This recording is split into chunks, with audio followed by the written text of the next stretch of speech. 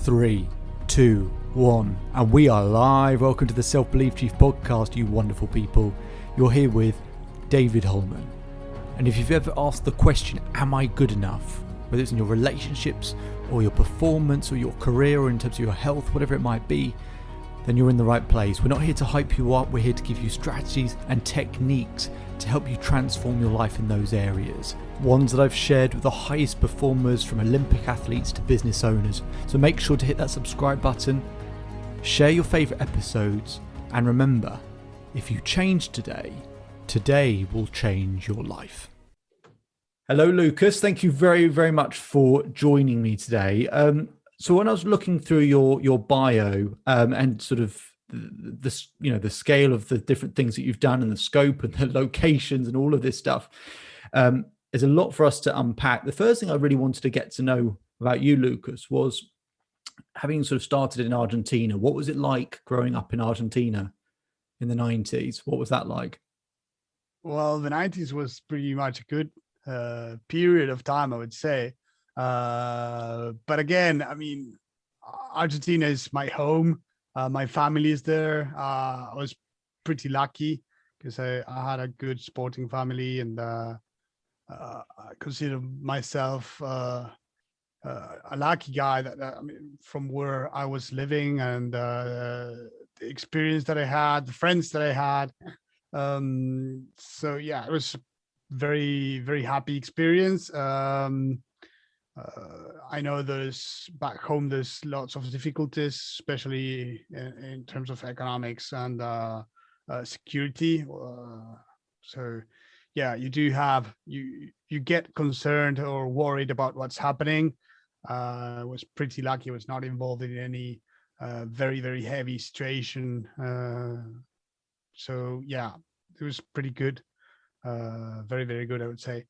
And I think it also made me the person I am today. So I'm grateful that I've lived through all that, and I wouldn't change it. Yeah. And so off the back of that, we're probably find out that we're quite similar in terms of the stories that we have, starting from a kind of a sporting background. But you started rugby at 5. I mean, I didn't start my sporting career until, twice that. I don't know how someone gets into rugby at 5. I wish I could have got into sports at a sooner age. How do you get started at 5? I can't work that out in my mind. So what was that starting point that really got you hooked into rugby? Well, it's back home. It's more normal that you think, I would say. Okay. So it's usually like big fans, or I don't know if when I get I have a 9-month daughter, but if I had a boy, I would probably take him at the same age. And that's usually the case. It's usually your parents taking you to rugby school.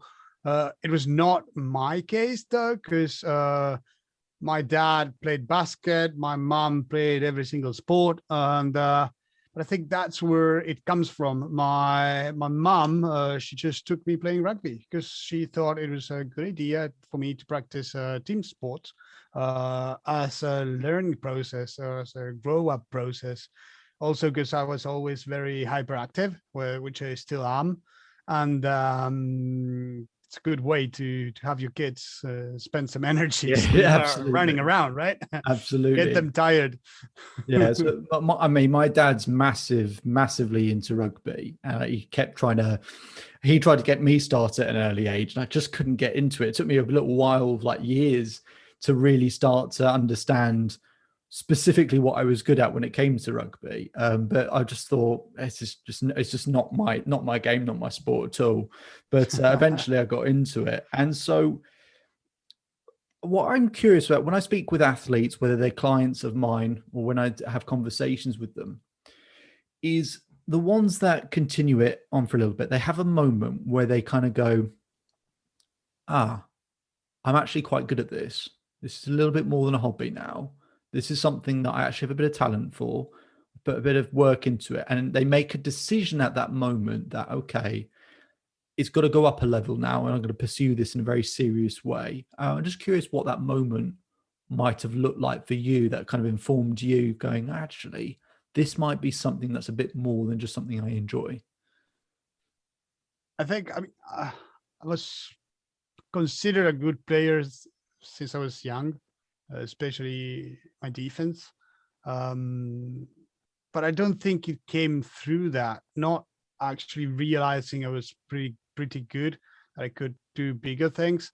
I think it came as something that it became my dream to actually become a professional rugby player, because I knew I wanted more. Rugby is my passion, one of my passions today.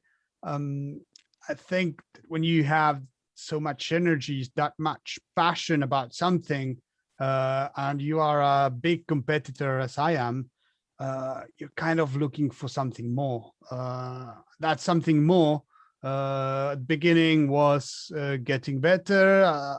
After that was playing for the senior team at my club, and then even that wasn't enough. So I wanted to become the best player. I wanted to become a regional player for my country, for my town, for whatever. And but my goal, my objective was always a step further, actually becoming a professional athlete, basically because I wanted to live through that experience of just focusing on rugby and doing nothing else. That was I would say, the objective. Like, at least have one season where the only thing that you're doing is focusing on rugby, training, eating, sleeping, everything just that in your head, So, and why? Because I also wanted to test what that felt, but also what that would bring to myself as an athlete, as a player. And so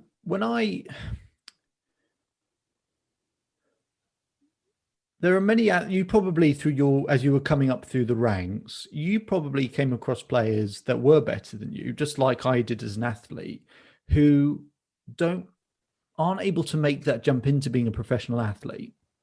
They might have had more talent or more skill. And you know what? You might have players that did better than you in your career, that you had more skill and talent than actually, but they had something else. There was something else that allowed them to make another step.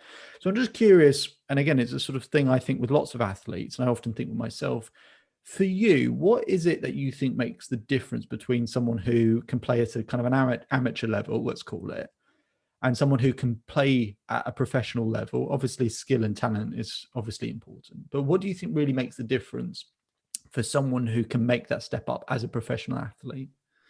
I think that first and foremost, I think rugby, it's a beautiful sport because it allows anyone to have a position, a place at a team. That's one of the things I like the most about rugby. No matter if you're tall, you're short, you're big, you're small, fat or thin, quick or slow, there's always a spot that you can cover. There's always the need for you at every single team. But that's the starting point, and then you need to actually get to that next level. And to make that jump, to make that big step, there's lots of things that need to come into mind. I have a couple of things that for me are very important, or were always important. One is the passion that you have into the sport, into what you do, whatever it is. I mean, if you don't have that passion, that fire that allows you to make the efforts that you need to get there, I would say resilience, it's great value to have. Being a competitor, it allows you to just keep going, to have that thing fixed in your mind that can keep you pushing. Because sometimes you think, I mean, we all wanted to quit or whatever we were doing at least a couple of times, but you need to be able to keep pushing. And I think mindset plays a very, very important role. I always say that, I say it for rugby, but I think it's for sports in general. maybe even for business or whatnot, it's 20% skills, but then 80% is mindset. Whatever happens here, it's what dominates. And if you, for any reason, are not good in your head, whatever that is, you will probably not make it there. If you don't have your things up there pretty defined, pretty clear of what you want to do, who do you want to become, because that's what it is too. And I think setting those objectives, setting those lines of where you want to be, help a lot in who you become afterwards. I one of the things I say to people often is clarity brings things closer, and people are very clear of what they don't want. If I ask people what they want, what they'll usually say is, I want to not feel this. I want this not to happen. And that's not really what you want. That's just that's just how you avoid pain. And that's why people struggle to find a compelling future or something that gives them passion, because they're staring at something that they don't want as opposed to something they do want. I agree. 100%. I agree with you. That picture is really, really, really important. And you used that sort of percentage balance. I totally agree with that in terms of 20% skill and 80% mindset. I'm just curious, when people say give that sort of percentage, I often wonder, and I think about this sort of post my sporting career now, if we think it's 20% skill and 80% mindset or psychology, should we have been spending 80% of our time working on our psychology? If you think of how many training sessions that one has to improve their skill and sharpen that, how much do we spend 80% of the time also working on our mindset? So I'm just curious for you, how much time outside of your sport did you work on sharpening your mind? No doubt the training helps with it, of course, as well, in terms of that mindset. That was what I was going to say. Yeah. I mean, for me, we train our minds 100% of our time. Or that's how I see it, because whatever you're doing, there's some learning, something that you're teaching your mind, or that you're not, or that you're wasting your time at, because it could be both things. But if you actually profit from the time that you're spending in whatever you're doing to grow as a human being and actually sharpen your mind, get it ready, because sometimes it's just a matter of getting your head into the game, or just a matter of focus. Because how many times an excellent player who's perfectly fit, perfectly trained, fails because he's not focused, and that's all in your head. Whenever you're not ready to what's going to happen, whenever you're not 100% into it, you usually tend to have more risk of failing, and no matter how prepared you are. And I think the training in general, it's actually training your mindset to get ready to where you are. It's not just training your skills, which of course you need to improve, but it's usually how you're going to overcome problems, how you are going to react against the things that they will be put in front of you to actually throw you back, to prevent you to getting to your goals, and how are you going to overcome them? Because at the end of the day, sports, business, or life, they're all about that, overcoming those obstacles and getting to where you want to be. I would say winning or succeeding, which is just getting to wherever you want to be, or becoming the person that you want to become. It's not just beating someone else, quite the opposite. Yeah. And you spoke about preparation. What does that half an hour before a game look like for you? So that moment, probably about half an hour before, I would guess you've probably finished the sort of the warm up or whatever it might have been. You might be back in the changing rooms or whatever. I don't know if that's the exact timing, but what is that half an hour for you in terms of your preparation? What does that look like? Actually, my game starts a lot before that time, I would say. Yeah. I usually try to spend the whole day into a mindset that allows me to get ready and maybe that changes a lot, especially because of the time that we play. It sometimes play in the morning, sometimes we play in the afternoon or at night. And but for me, the good thing is to just sleep well, eat well, put things into my favor, I would say. So you need to be rested to have a good game. Okay, rest well. I mean, nothing stops you from sleeping well. If you need to have energy, you need to eat well. Okay, let's have the best thing possible. And I think that gives you also the confidence that you need to perform, because you know you're putting the luck, like put the luck on your side. I mean, you can't just blame, oh, I was unlucky, if you did everything to fail. I mean, you know what I mean. I don't know, if I went out last night, had 10 beers instead of sleeping well, of course I'm going to do a shit game, or the chances are that I'm going to suck at the next game. And but if you at least do as much as you can, shit happens, and we've all had very bad games, very bad actions or whatever. But just try to reduce that risk as much as you can and get as ready as you can to avoid that. So part of the thing in terms of that question, because preparation is something that I think is incredibly important, because sort of to the point you were just making, when you lose but you've prepared properly, most people outside of sport think of it in terms of, oh, I hate the idea that I did everything and it wasn't enough in that moment. Whereas actually, I think for athletes, if you can really prepare efficiently and feel like you've really left everything on the table, and you might not succeed or win, but you've prepared properly and therefore performed well enough, then some days you don't win, but you kind of feel okay about it. And one of the stories that sticks out in my head was when I was younger playing rugby. So I was a scrum half. We found out about 4 weeks before a particular game that we were playing this team with one particular player, I think we were 15, 16 at the time, who we were told was an exceptional player. And this was a very strange thing at that age group, that there were loads of good players, but we were being told there's this one player that's absolutely exceptional. And we started to prepare in the training sessions in the weeks ahead of it, despite the fact that we had games in the meantime, which made no sense to me at all.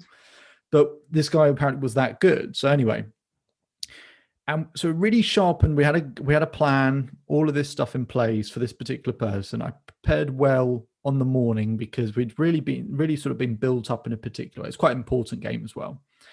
And so I prepared properly, and we get to this game and they point out who it is. They basically say, it's this guy, by the way. He was playing centre, I think, in that game. Anyway, one of those players that sort of has hit puberty a bit earlier than everyone else as well, right? It's got a beard way too early.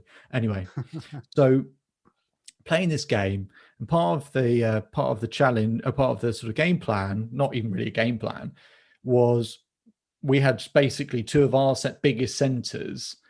As soon as he got the ball, it didn't matter if we created an overlap out wide. It would just be that they would be able to sort of make sure that they got him down as quickly as possible. Anyway, got two centres. They tackle the hell out of him, and yet somehow he frees out one arm. And I remember it so clearly. He throws a pass out the back of his hand, probably about 30 yards, to the winger in front of him, not to him, but in front of him, so he could run onto it and score in the corner. And there was this sort of stunned silence in this game. That player turned out to be Owen Farrell. Oh, wow. And sort of made a bit more sense. He is exceptional. Yeah, so a bit later on, it made a bit more sense. But what was good was that game being built up so much. We lost by about 10 points or something. And yet a lot of us, because we prepared so efficiently, were perfectly fine with it. We really did. Every other team got beaten by about 50 points. And we prepared so efficiently and so well that actually we felt comfortable with, okay, we didn't win it, but at least there wasn't something we couldn't have done elsewhere. He's exceptional. That's it. We did the right thing. And so my sort of sporting career continued, and preparation, all these things are important, including injury prevention. One of the unfortunate things that we have in common is sort of knee injuries. I've seen. It's not a club that many people want to be a part of. but I've had my fair share of them as well. That moment where you had yours, I don't know how serious it was, but Pretty what's dumb. the initial thought process, and sort of when you experienced it in the days after, what was that thought process initially like anyway? Pretty tough, to be honest. It was a serious injury. I broke two ligaments. I think it's LCA and the internal ligament. So pretty much 6 to 8 months recovery after surgery. If everything goes well, you'll be pretty good. But you know how it is. It's not always easy, especially I play winger. I need to run quick. Yeah, sure. Serious knee injury at 25 might be the end. You never know. I remember on that game that I got injured. We had a doctor at our team that was pretty much, we called him the butcher, because instead of a doctor, he was like pretty much, yeah, keep going. Those kind of guys that always finds a way to keep you pushing. Which I really liked about the guy, honestly, because no matter what happened, you could always keep playing. And that day, when I went back down to the floor and I tried to stand up, and my knee was going everywhere, I called him straight away, get it strapped. What do you mean get it strapped? Yeah, get it strapped. I need to keep going. He looks at my knee and he says, not this time. It's like, what the fuck, not this time? Strap my knee. I was not, it was, my mind was on the game. I was not asking, right? Just get it done quickly. And I think he said it for like 3 or 4 times, not this time, till I actually realized that he was serious this time, that there was no keep going, couldn't keep pushing. It was like a complete, say, a wake-up call. Something was wrong. Yeah, of course, after that, getting all the scans and whatnot about what's happening, I knew it was broken, that I at least go through surgery and get it back. And again, yeah, it was pretty, I would say, devastating. The year before, I was playing for our regional sevens team. We were champions. I was pretty confident that year I was having a very good season. I could have been called for the 15s regional championship again. That came at the end of the season, roughly. I think we're 5 to 10 games left before we ended. So it was the time when the championships happened. Yeah, and one of the things that helped me a lot, I would say, was to look ahead. We already had the games for the next season, the dates and the games. I remember looking at the first game of next season. We were playing against one of the best teams in Argentina. And I had, I think, one of the best coaches I could have. Very, very, very nice guy who I really appreciate. And I was pretty much one of the captains of their team. So, I played every single game. It's not because I'm not humble or whatnot, but I'm not being selfish. But I was one of the guys that always played. Not a guy you put on the bench or you don't Yeah. make, you know. And I remember going to the coach and telling him, hey, I need to get operated on pretty soon. I know we're playing this team for the first game. Before that, we have exhibition games, 3 friendly games as we speak. How many of those do you need me to play in order to put me on the first game, right? So I was just trying to get ready. And the guy looked at me and he said, if you want to play the first game, you need to play all 3. No way. Give me a break. I started counting, and actually the first exhibition game was 5 months and 1 week out of my surgery. I was like, right. Oh God. Are you serious? You need to just at least let me skip first one. No, I'm sorry, but you need to play all 3. I was like, So I don't know if I do think he did it at least a little bit on purpose. And maybe if I skipped 102, he would have given me a chance at least. Mm-hmm. But I actually thank him for pushing me that hard, because I think that completely changed my mindset at that time. And I knew I had 5 months and 1 week, Mm-hmm. not a day, not an extra day.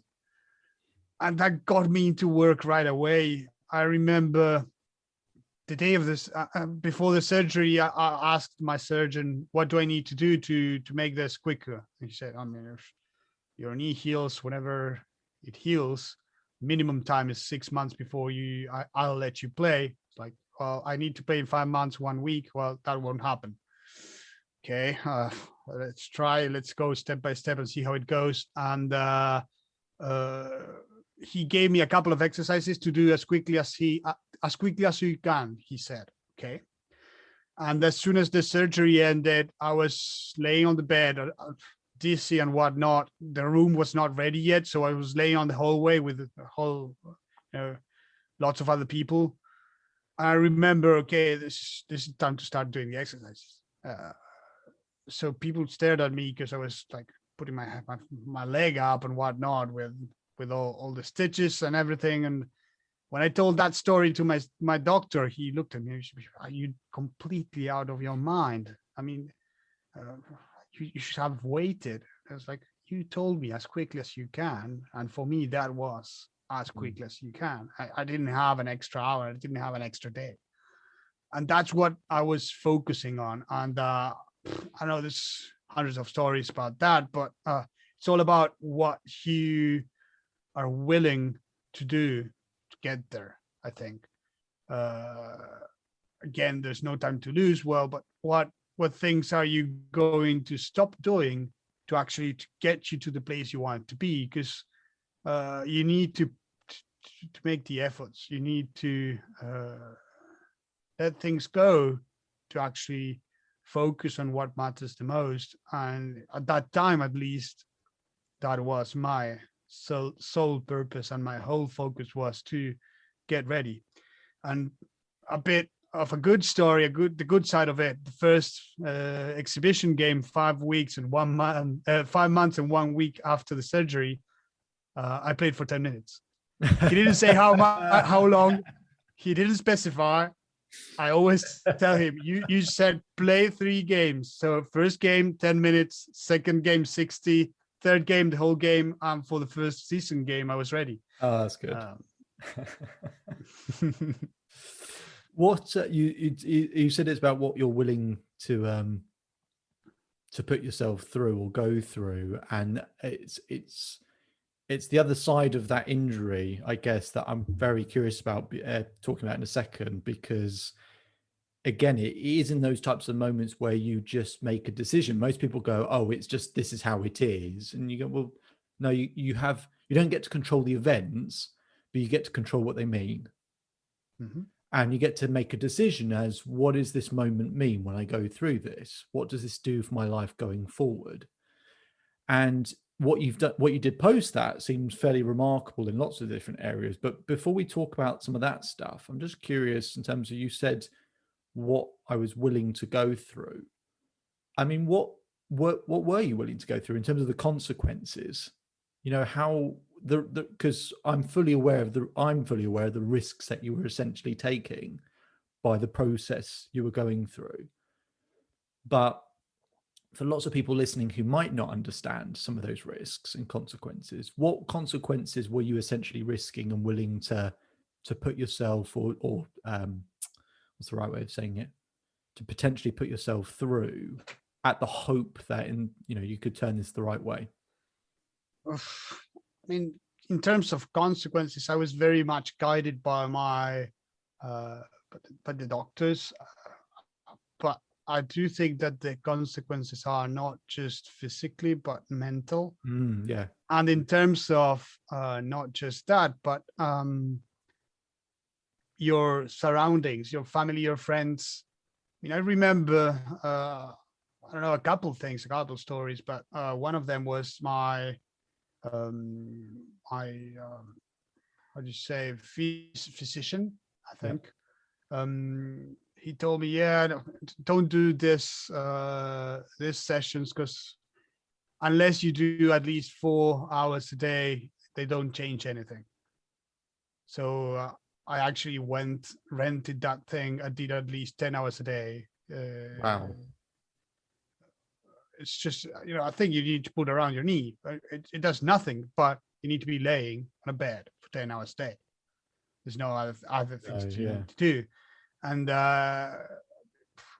those are, I think it's called, you can also tell it's like sacrifices.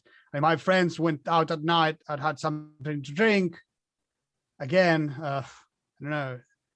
I said, what are you willing to do to get there? And one of the things I said, why not try, don't have anything to drink, like not even a single beer for at least 5 months and 1 week to get ready to try and get to that point. So, and since that date in 2014, I don't drink anymore. I mean, because why? Because I don't know if it was that, but it worked. So why not keep doing it? Yeah. It's hard to tell what was the turning point, what made the whole difference. But I think that everything as a whole did. It's not just one thing that it's going to make it up for everything else. It's actually, what are you willing to sacrifice? What are you going to do to do it? I was at that moment, I was studying, I was working. I had to kind of pull it slow on both, because I was spending at least 5 hours every single day with my physician to get ready.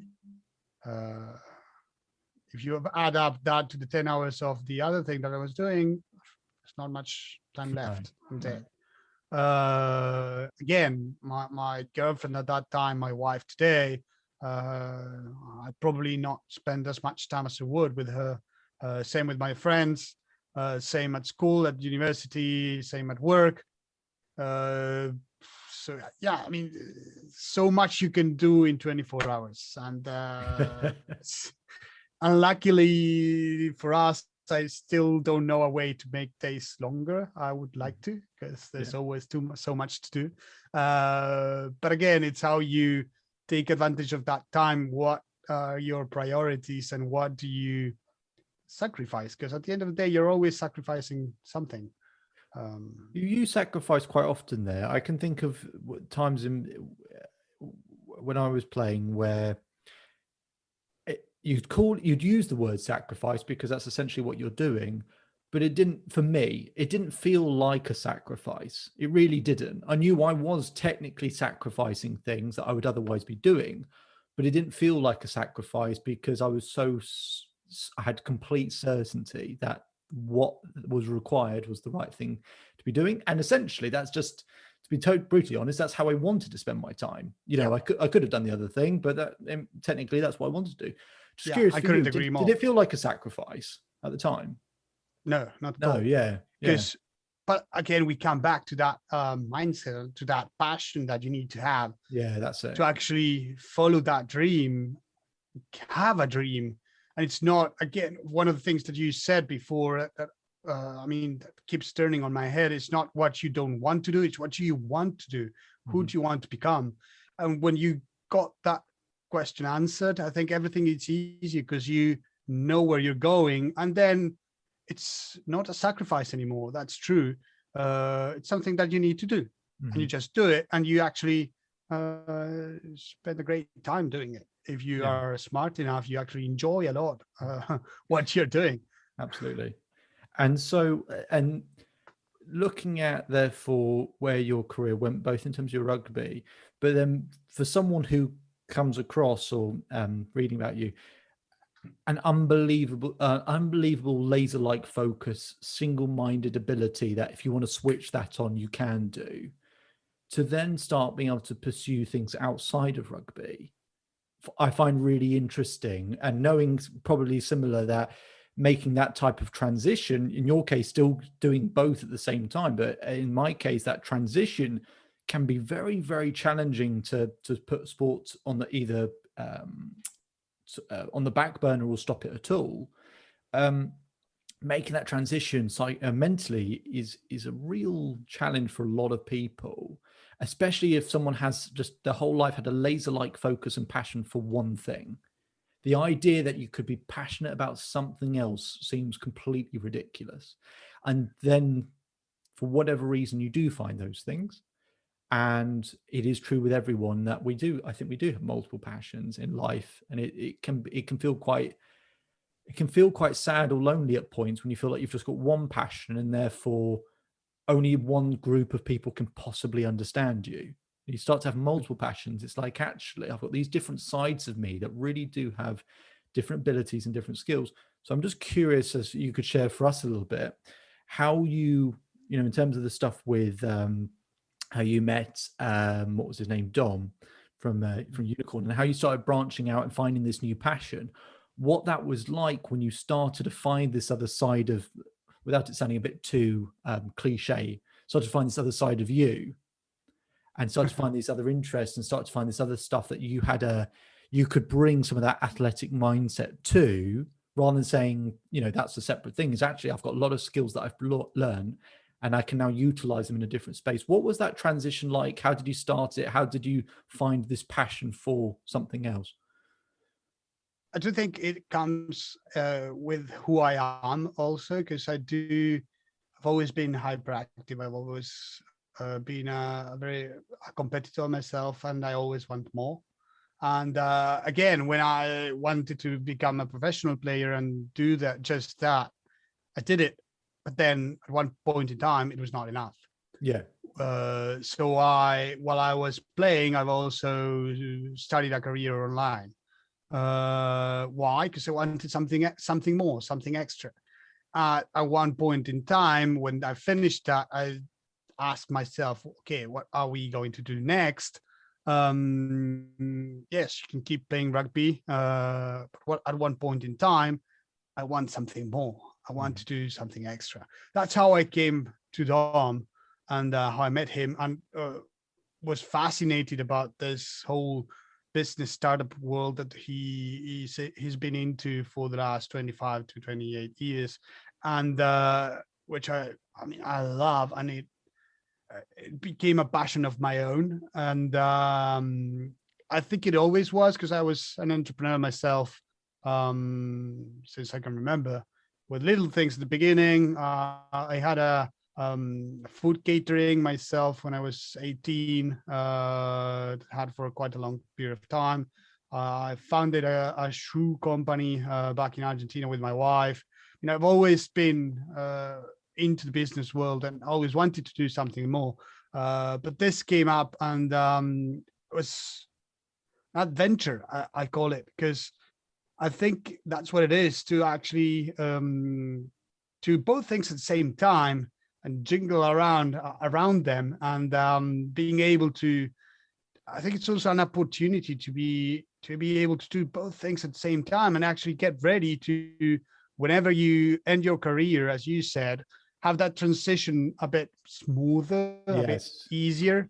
Because again, how many people actually found their passion? Not many. Yeah. And I think that's one of the most, probably the most important thing to do, is actually find what you love to do, because it's a lot easier to do that and not just struggle and have like that being forced to do something that you don't like. And that's why I think it's a great opportunity to be doing both things at the same time. And actually, I enjoy it a lot, and I think I'm very lucky to be in this position. And yeah, and we're doing great things. We're doing so many things. But I'd love to know what they are. So what are the current things that you're? I would love to. Like, first and foremost, with we at Unicorn, we are a startup incubator accelerator. So that gives you like the big picture. And then, for instance, we took in the rugby club as one of the startups we work with even though it's 118 years old. For us, we see it as one of our clients. Why? Because they all have the same problems in terms of image, in terms of branding, in terms of monetization, in terms of what they're doing, what they're offering, the organization, the administration, finance, investors, you name it. I mean, and then we started fixing those problems, finding solutions. We started, I would say, at the bottom of the line with creating an actual brand that people can identify themselves with, not just a rugby club, but actually a brand. And for that, you need to have a very catchy logo that everyone likes. That was one of our first steps. We created a website. We are a very small club, I would say, into the 5th division in France today. But if you go into our website, you don't see the difference between ourselves and a pro club. I see. And that's the idea. Yeah. The idea is to actually show that we can look and do things as a pro club, because there's no limit in terms of technology to be able to do so. In fact, we took in the social media, I would say between 9 and 12 months ago. We had around 1,500 followers on Facebook. Today, we are over 140K. Wow. So, I mean, and again, how quickly was that growth? Sorry. How long did it take you? 9 months, roughly. Wow. But why? Because we know how to do it, and we need to be at that position. That's who we want to become. And I think we are currently number 5 or 6 in terms of rugby clubs in France. Wow. Okay. Even though we are in 5th division, a very small town. And then we started out like that, and we started growing a lot more into merchandise processes, monetization process, sponsorship, things we developed for our team, things we put in place. Like for instance, every club needs a budget, right? So how do you get that budget? We asked the former president, who is in charge of getting that? Well, you have a sales force or something. Oh no, not really. We're shocked. I mean, how are you going to look for that budget? Oh, sometimes it comes to us. Whenever I see one of my clients, I ask him to jump in. But that's cool. I mean, it was very good for that time. But yeah, I mean, you need to set up a strategy. You need to be selling something. You need to have people selling what you're selling, because if not, I mean, you're not going to get very far. And so we put all that into place. And the whole idea was to actually bring this as a SaaS for other teams. So the way we work, we always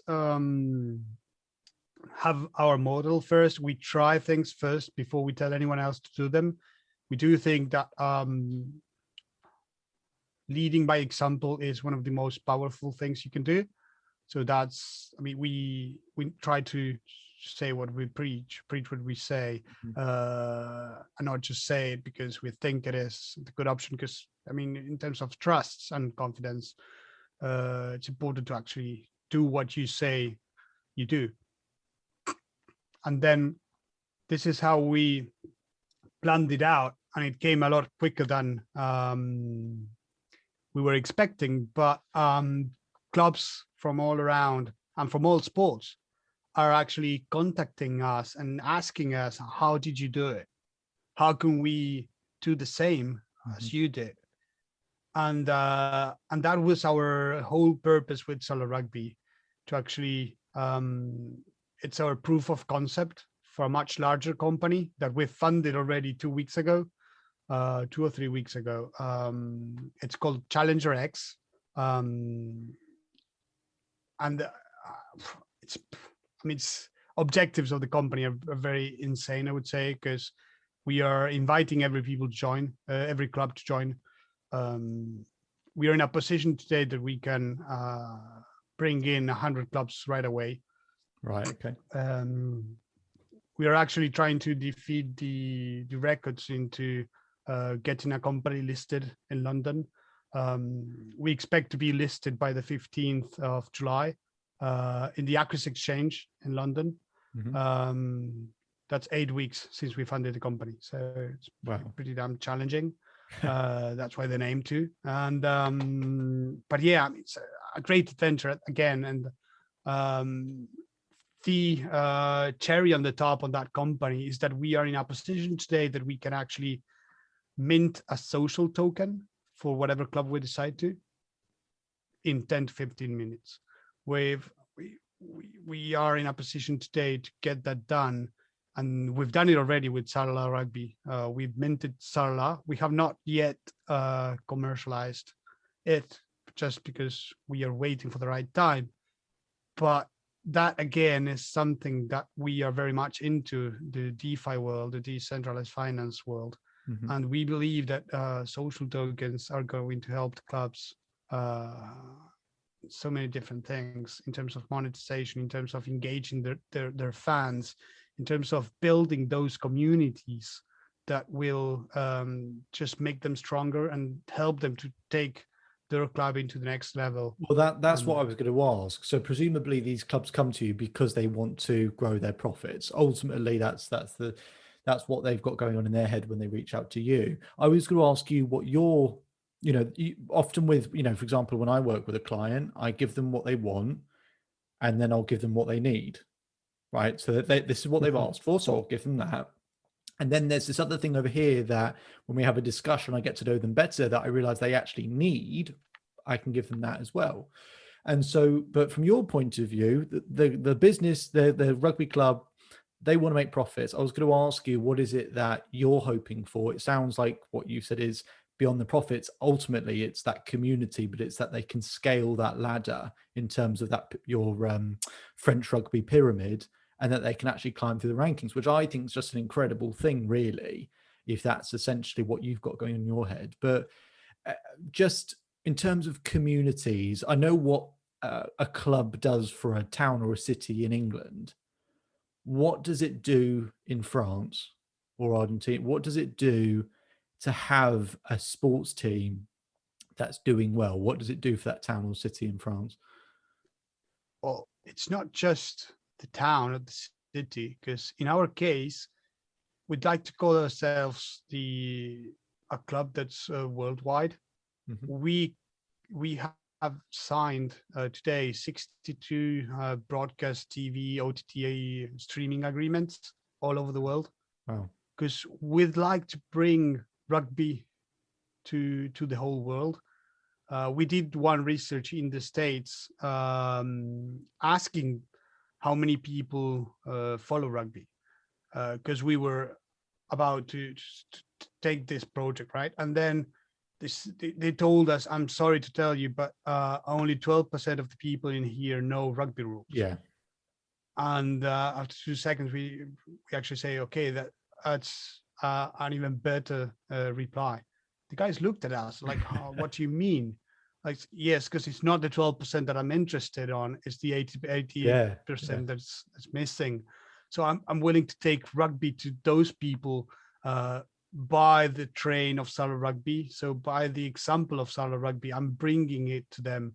I'm showing them what rugby is. We have an inside team in here that's creating videos, photos, pictures of tutorials, explanations, telling people the rules, telling people what rugby is, and they can identify right away.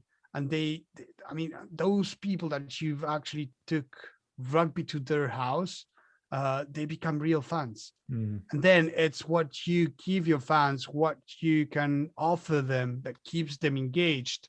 And that's why our games, our team that we've recruited like 25 people for this year of very high level. Because again, of course, one of our main objectives is to get into the pro leagues. That's second division in France in the next 5 to 7 years. But in order to get there, it's not just an objective and this is where we want to be. No, we need to give ourselves the means to get there. Yeah. And all that comes through Challenger X in terms of getting ourselves ready. And it's good because, and the last bit you just said is good because obviously part of that objective is, you know, you want to get to Division 2, you want to stay there.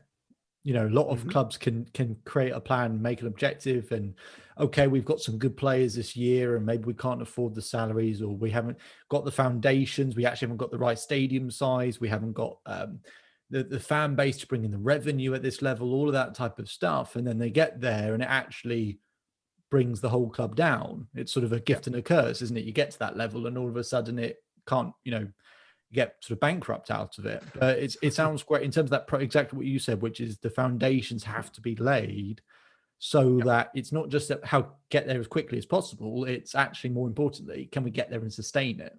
Can we live? Can we thrive? In fact, this year, because of COVID and whatnot, they're changing again the rules here in France, the divisions.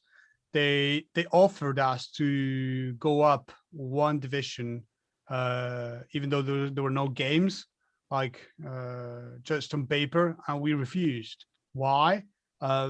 First and foremost, I would say because it's not fun to go up on paper. I would like to show that we are ready to go up, but on the pitch, and then also because that also allows us to keep getting ready and not just bouncing up and down, because it's definitely not what we want to do. Yeah. Do just out of interest, slight tangent, out of interest, are you working with esports teams?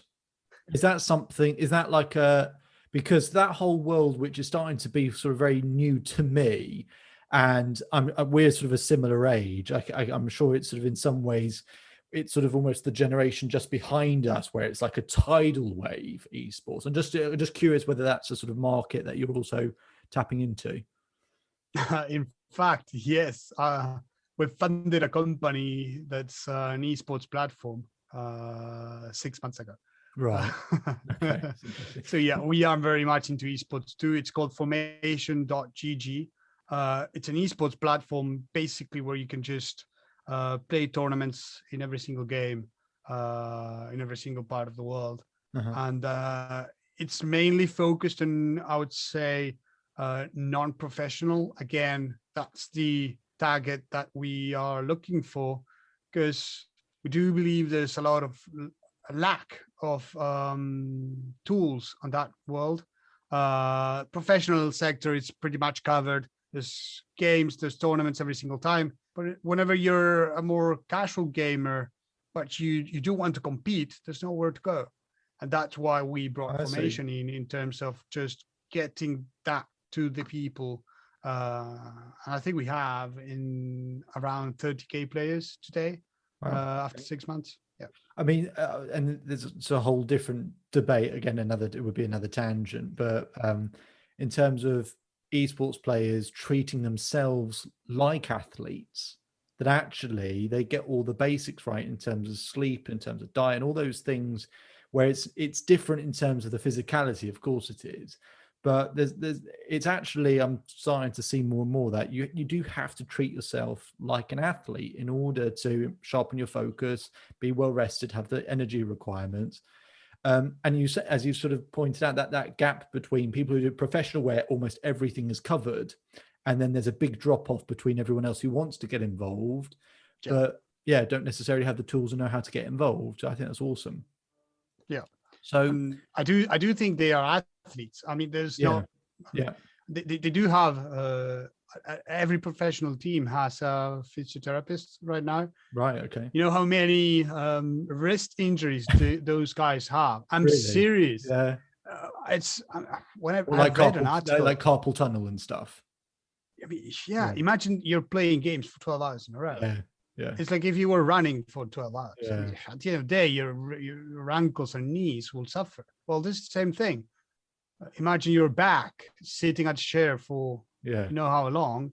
I mean, I do think it's not tough in the terms of cardio exercise, but you need to get ready. Yeah. And those guys, I mean, the time they have to react, I've read some articles about that, and it's amazing because they do have milliseconds to actually do actions and coordination between so many different things that they can do at the same time and get the right option, the right decision. So I think those people will probably be very good decision makers because they need to react in like just very, very quick. It's a strange new world to me. One I'd quite like to get involved in myself, actually, because I think having worked with athletes in terms of the psychology of helping athletes, I think with esports gamers, to the point you made, that ability in terms of decision making and the speed of thought is everything at that in that type of area. I think the psychology is really important as well. Yeah, sure.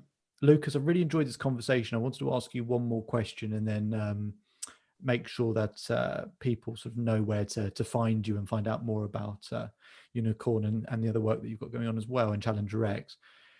The question I wanted to leave you with was, when you started out, whether it's as a athlete in terms of being a rugby player, or whether it's to do with the work that sort of dedicated to now, when you started, you would have had a picture in your mind of how you wanted it to look.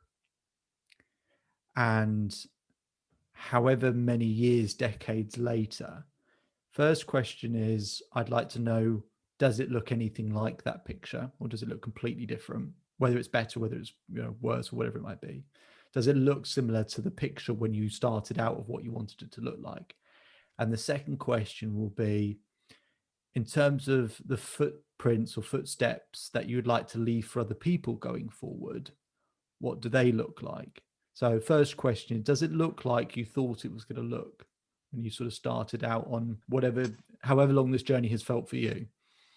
No, I think I don't set up those pictures like in stone. I don't know how to say it, but for me, the picture is more like, when you are painting, so it's just a whiteboard at the beginning, but then you start drawing, you start painting it out, and you change it 100 times.